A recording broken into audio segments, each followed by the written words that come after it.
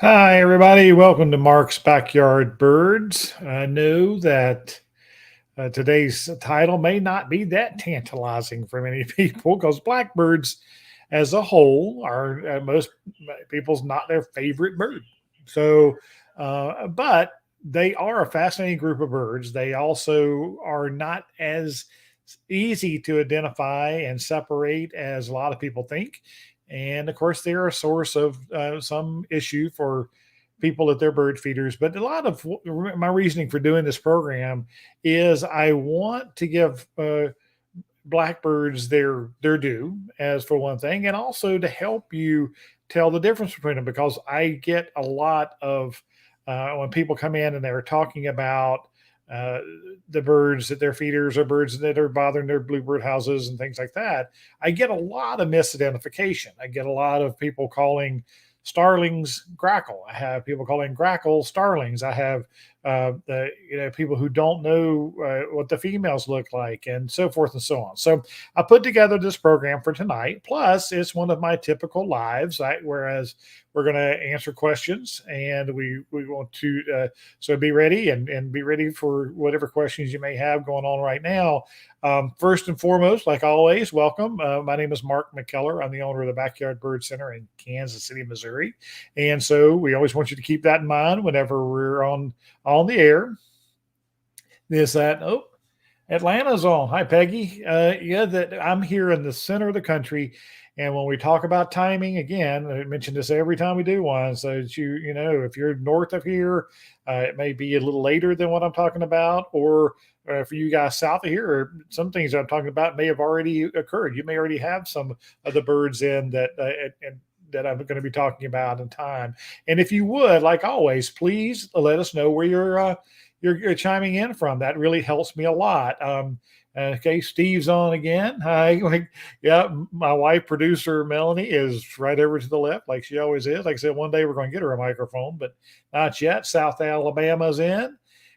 Steve, always good to have you in. And then West Helena, Arkansas, Ryan's on.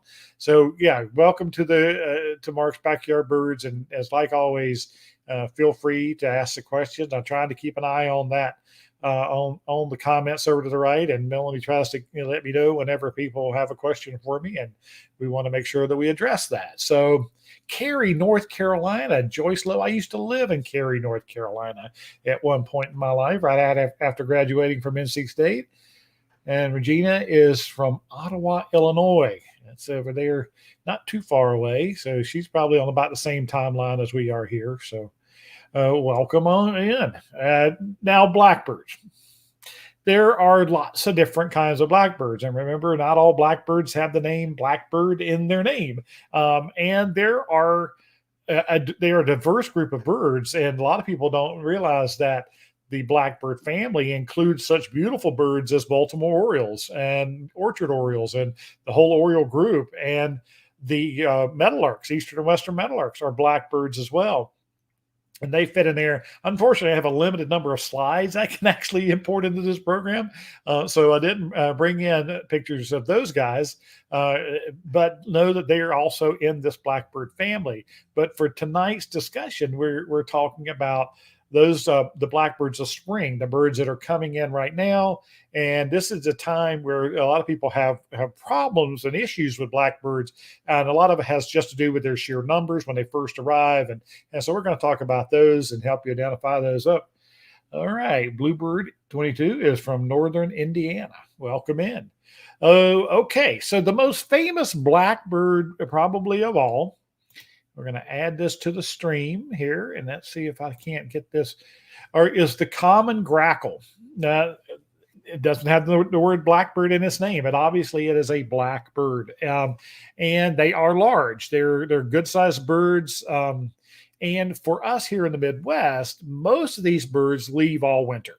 They move down into the lower half of the U.S., and especially the Gulf Coast states and areas where it doesn't get quite as cold. And also they have a lot of insects available to them, and bugs and grubs and things like that they like to feed on. But they also feed quite a bit on grain. So they'll be in large farm fields and things like that. But for people in our area, we kind of celebrate whenever these guys leave in August or so, when they leave our feeder stations and move out into the farm fields and things, and then they head on south, and will often mix with other members of the blackbird family that I'm going to be talking about and moving out. But the characteristics of the grackle, aside from their larger size, they have a very long tail, longer than any of the other blackbirds that we're going to talk about, save its closest cousin.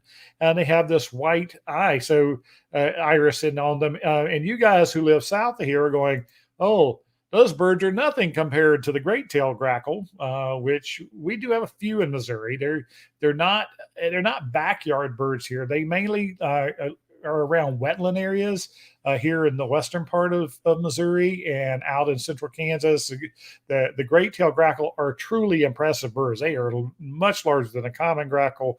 And you guys who deal with those in the South, especially, I was down at San Antonio years ago for a conference, and I was on the Riverwalk down there, and the great-tailed grackle are truly impressive all over. And the restaurant owners hate them down there because they produce a large amount of guano and can get on the tables and everything, and they scare them off. They fire guns at night to keep them from, or blanks at night to keep them from roosting in the trees along the Riverwalk down there. And in some areas they can be, problems like that, health concerns, of course, with all the feces they produce and all around humans and things. But for us, in most of the country, it's the common grackle that comes in. They're very unpopular with people who have swimming pools.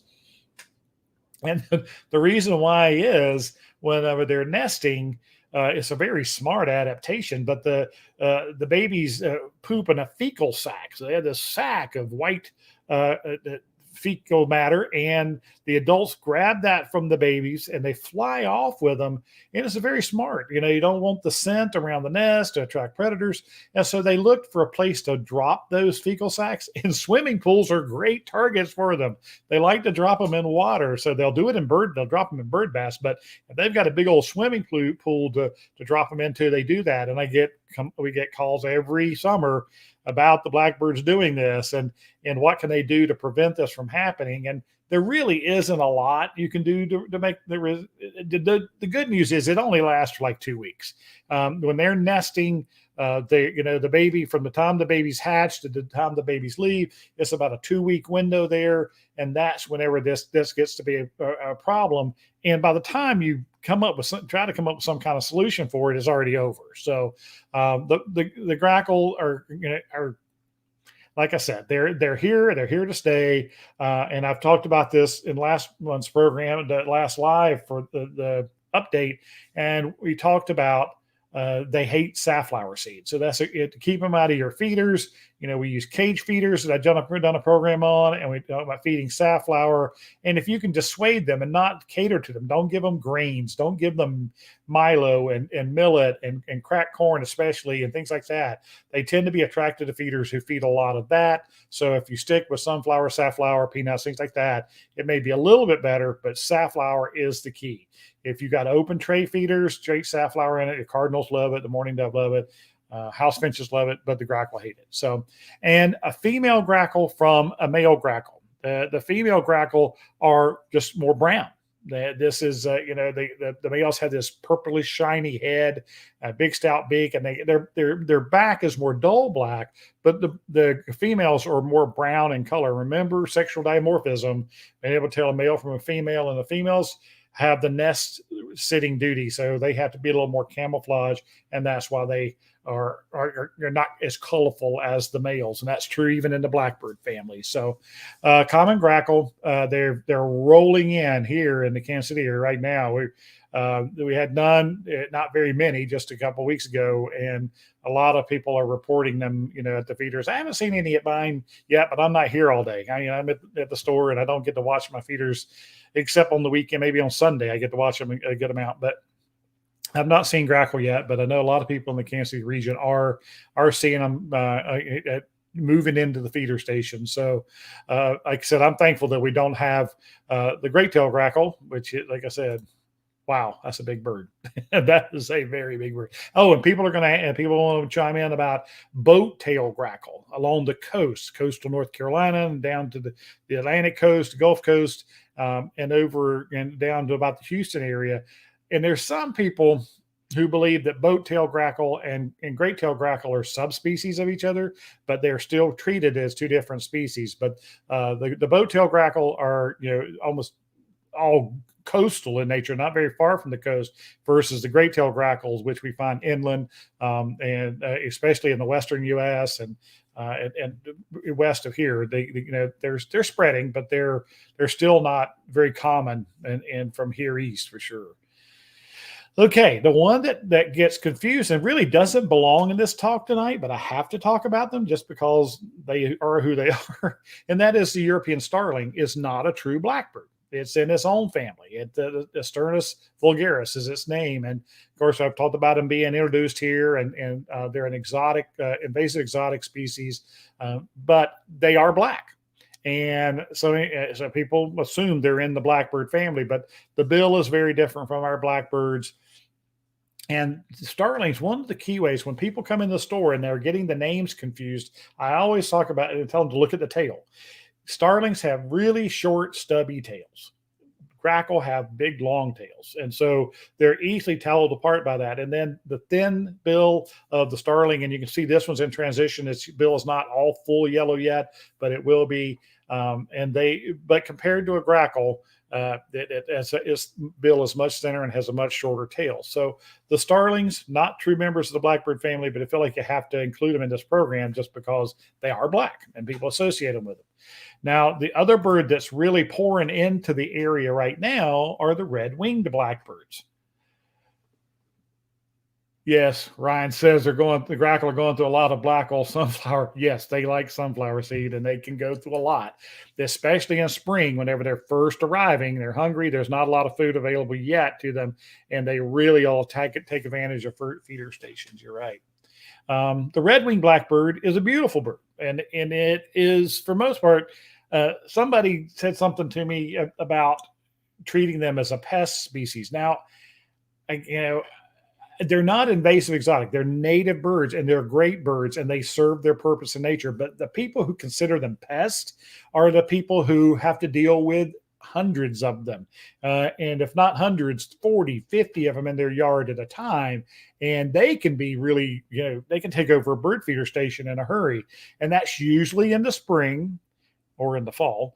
But in migration, when they're first coming back into the area, and food's not readily available, they haven't set up their territories, and so they're taking advantage of what food sources are there. So bird feeder stations are easy targets for them, and they can be quite numerous. And when they first come in, generally you only see the males.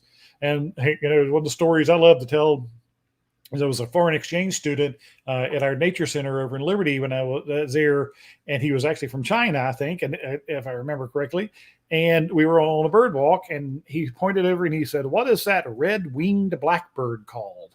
Which there are not many bird names that nail it,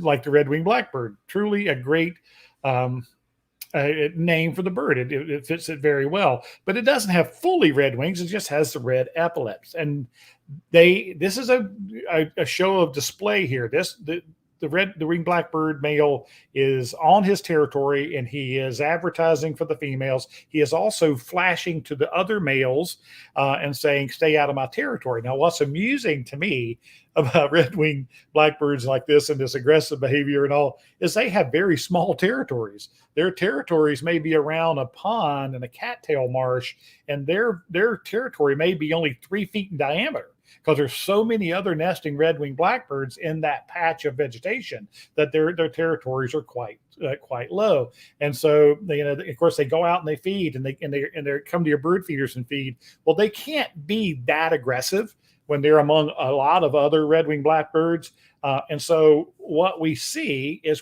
them feeding with their epaulets covered, and they can do this. And this is very confusing to people. This is a great picture of it. I had a call the other day, or get an email saying my friend thinks he has a yellow-winged blackbird. I get this question every year. I get it multiple times whenever people see the red-winged blackbird. Now, this one is a younger bird, still molting into its adult plumage, but they have the ability to cover those red epaulets, and when they do that, what you generally see is that yellow the fringe down there. And again, he's not being aggressive; he's just feeding among the other birds. And so people see that, and they don't believe it's a true red-winged blackbird, but it really is. And like I said, it's something that I've had 40 years of doing this. I've answered that question. I can't even tell you how many times, and I know what they're talking about. When they ask the question, that they start asking it, I go, "Yep, I know exactly what you're talking about." And this picture is great because it shows that that red wing with this the epaulet covered, so it's not advertising like that. Now, what's even more confusing in the red wing blackbird family are the females, and of course the juveniles look more like the females. But this is a red wing blackbird female, and no, she's not black, and she looks very much like a very striped sparrow. A lot of people say she's large. She'd be too large for a sparrow, that are sparrows. And look at that sharp pointed beak. It's the same beak as those male red-winged blackbirds. Then we go back to him. That one's got a seed in its beak, so it's not gonna. And this one's got his beak open, doesn't he? Yeah, don't look how pointed that bill is, and it's the same bill as the female.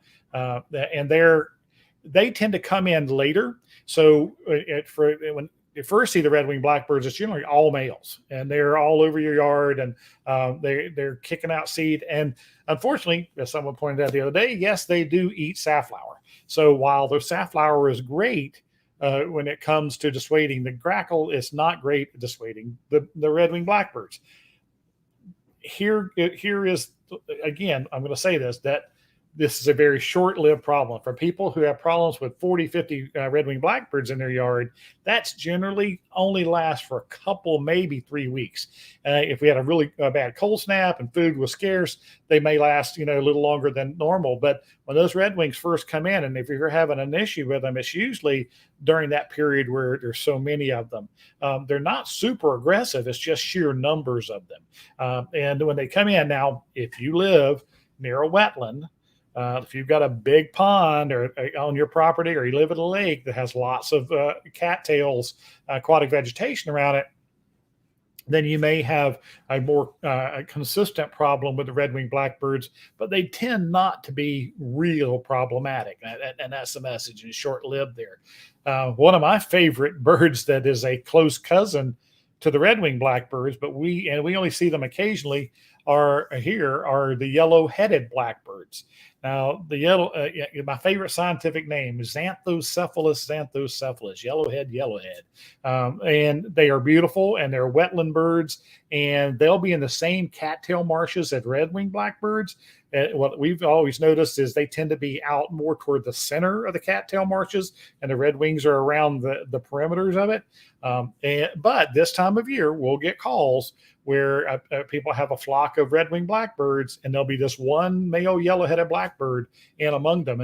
Obviously, they stick out like a sore thumb. They're beautiful, beautiful birds. And we have them that nest around a few of the wetlands here in western Missouri. But the further west you go, that you'll find them more often out there. And I don't know if you guys live out that way. If anybody's has ever had problems with them at your bird feeders, I don't anticipate this being a bird that causes a lot of problems. But just noting that they are a beautiful member of the blackbird family. Let's see, Clawmaster. I didn't know that red blackbirds like safflower. Yeah, I mean, it's not their favorite, but for people that are trying to dissuade the blackbirds with the safflower, sometimes it can be a rude awakening that when the redwings are out there eating on it.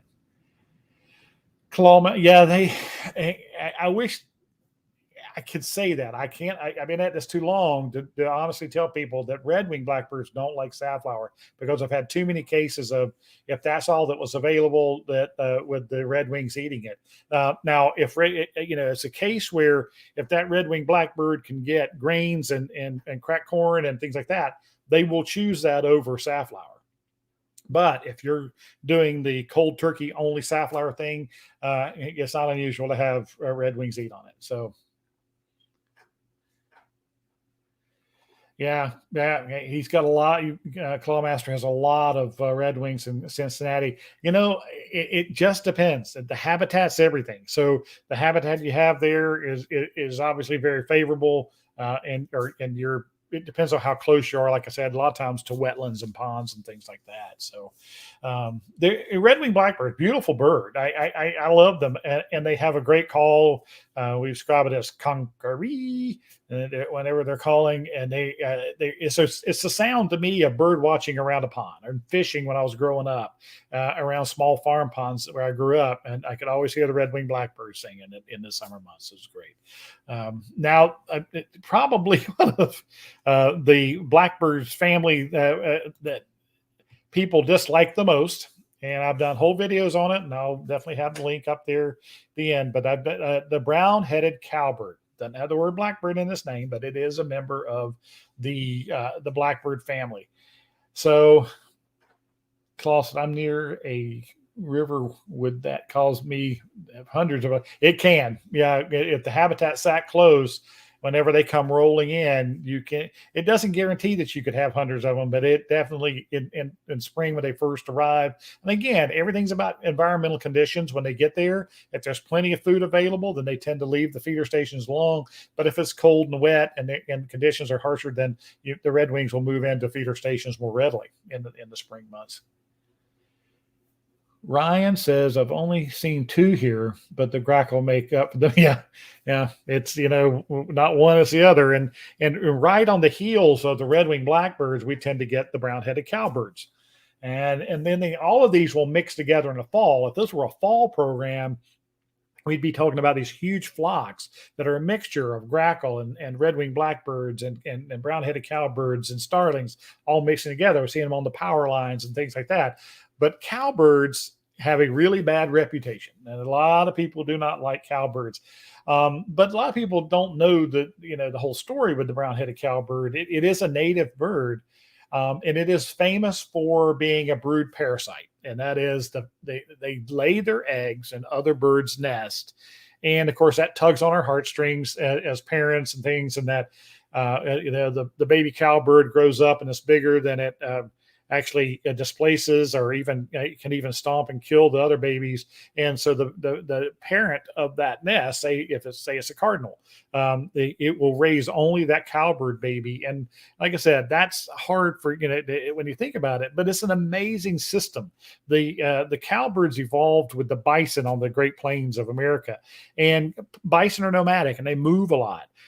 So a cowbird didn't have time to build a nest, lay its eggs, incubate its eggs, raise its baby. By then, the bison herds have long moved on, and they follow around the bison. And whenever they're kicking up the bugs, they jump and they grab those and they're eating on that.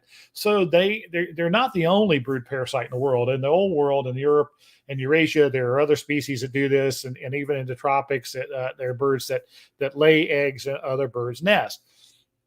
But where the problem comes in, a lot of the birds who evolved with the cowbirds are able to recognize their eggs in their nest, and they don't raise the babies. I know that scissor-tail flycatchers, for example, recognize those eggs very easily, and they'll build a whole new nest and lay 5 more eggs or 4 more eggs on top of the old nest that's got the cowbird egg in it, because they evolved on the plains with these birds.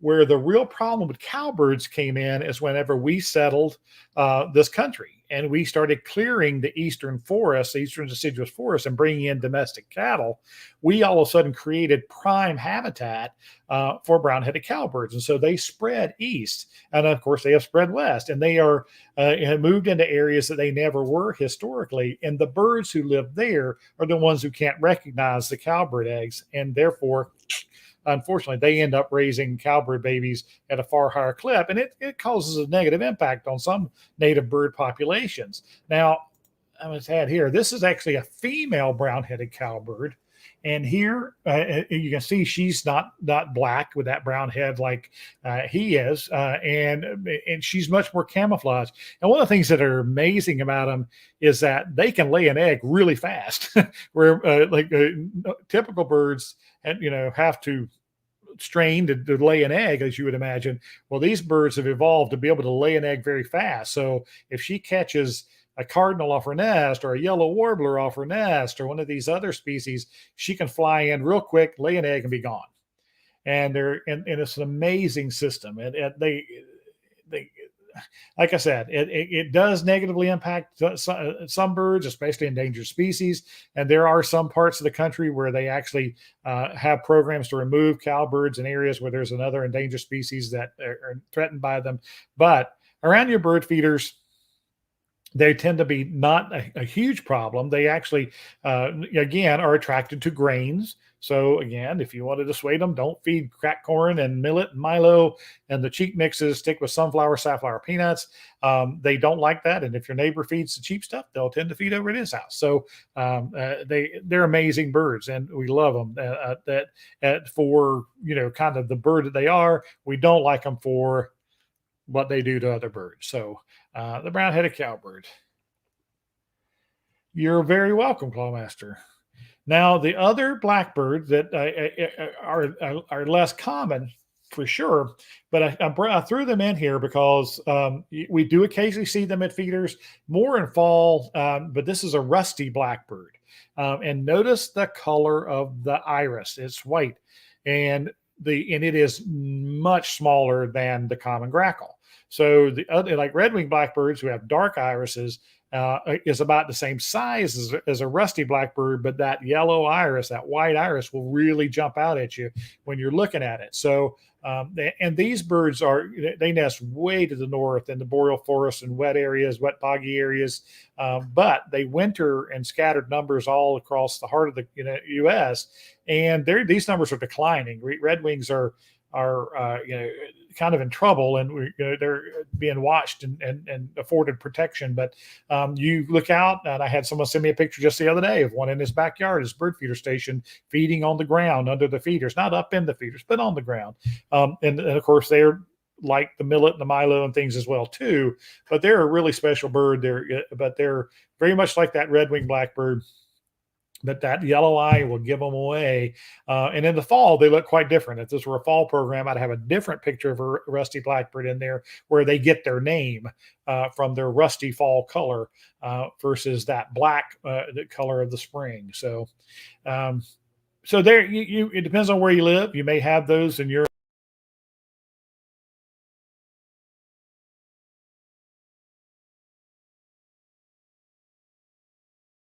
guys, that's the blackbird family in a nutshell. I know, again, some people have a relationship. They don't like the blackbirds, and they can be bullies. But most of the problems that they cause, we created, and you can and reduce your the conflict with these blackbirds by your choice of seeds and of course feeders. And we didn't get into cage feeders and things like that, to keep the grackle out. There are ways around blackbirds, and if they are that big of a problem for you.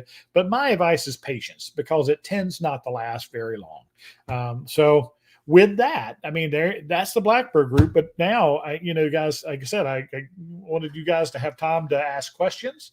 And if you've got other topics on your mind, I'd be glad to address that. So Clawmaster says, I love red-winged blackbirds. They're so beautiful. You're right. When the sun hits or the orange patches, they are beautiful birds. And you, of all the blackbirds, in my opinion, the red wings are the ones that you could see being the closest relative to the orioles. And this is a bird that gets, people will think so when they first see red-winged blackbirds, if they're not familiar with orioles, they'll call them that. They think they're orioles, but they're really pretty birds. Well, things are happening. Weather is changing. Migrants are starting to come in, and more we're seeing again things like eastern phoebes are getting more common, and turkey vultures are more common, killdeer are more common.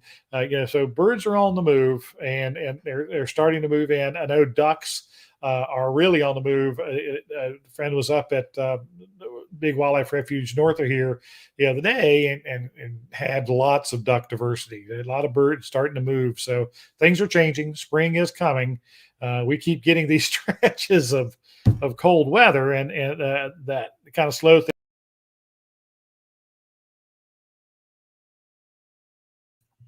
When we talk about weather affecting birds right now, day length is the timing of their migration. We always talk about that, but wind patterns do affect when these birds get pushed up from the south. So again, you guys down south are probably seeing a lot more of the birds that we're talking about. You've already had them, or some of them had them all winter because they don't go much further south than that. So looks like we got some questions coming in. Let's see. Will tube feeders deter these birds? They can. By keeping tray, I usually love a tray on my tube feeders, my multi-seed feeders, because the cardinals love it. But by taking trays off of feeders when the blackbirds are here, that can help. That's one thing that can certainly help with deterring blackbirds. Most of them are not great at negotiating small perches, but they'll be on the ground underneath the feeders, sure.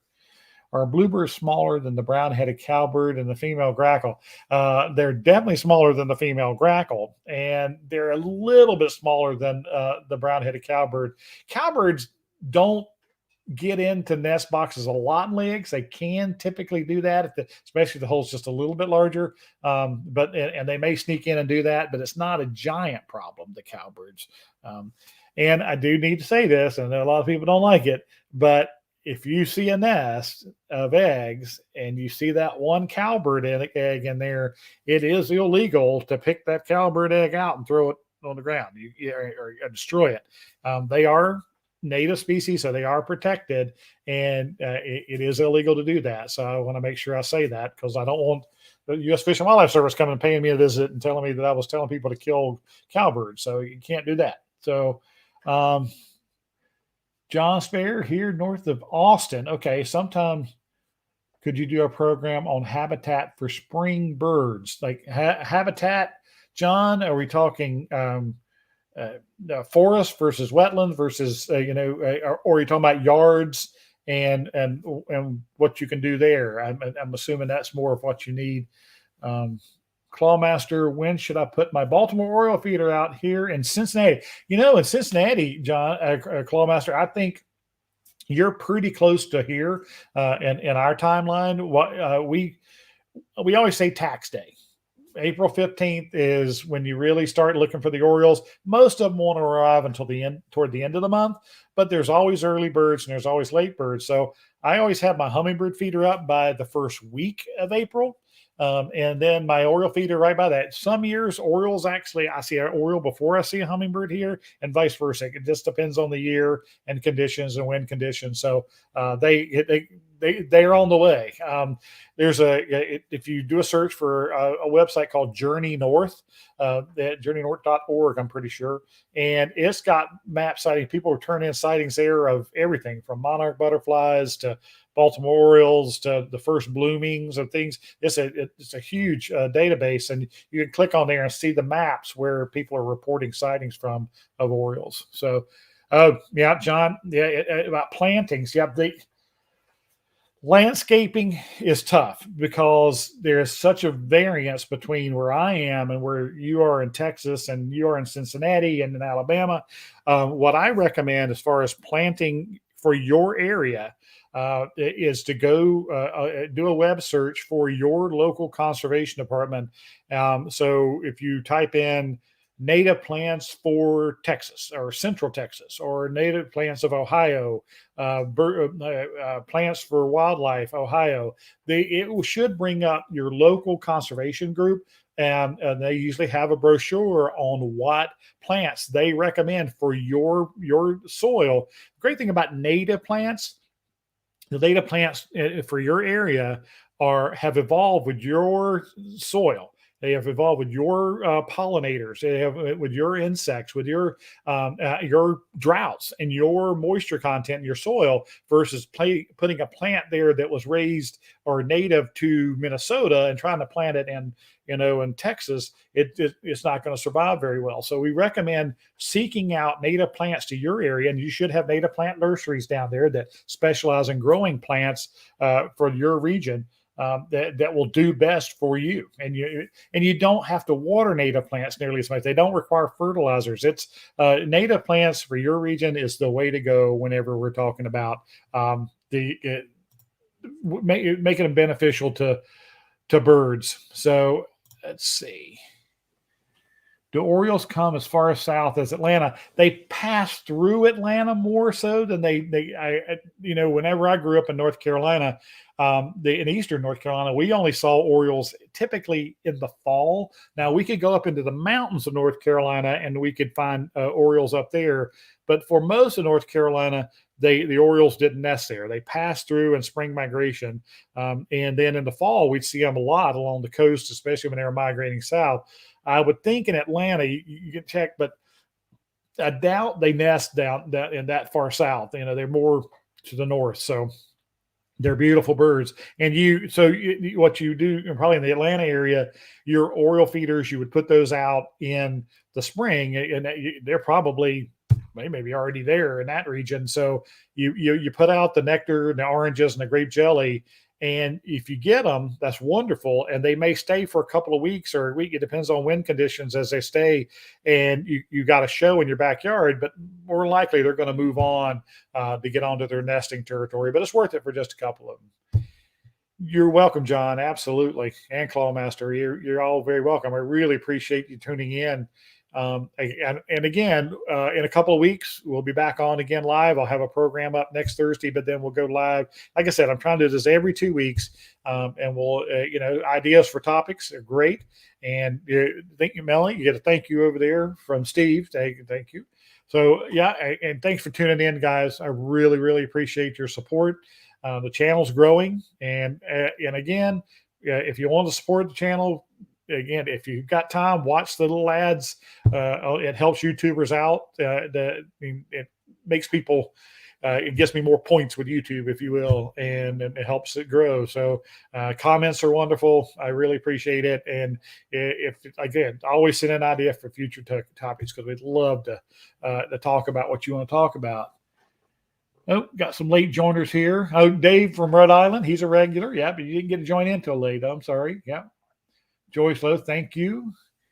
Ann Reynolds, thank you. Hope I make the next live. Absolutely. Again, 7 o'clock on Thursdays. I try to be consistent there. So if you can, if you want to put a reminder, it should be on there. Yeah, live every other Thursday, but a program every Thursday. Will be posted at 7 on there. Tim Ort, thank you. Ryan, thank you. Absolutely, guys. Thank you so much. Yeah, I'm glad. You're welcome for the information. That's what I love to do, and I want you guys to be as informed as you can and make the best decisions to help the birds out because they need their help. So, thank you all so much. Have a good evening. Again, send me ideas for future programs, and until then, come on, let's talk birds.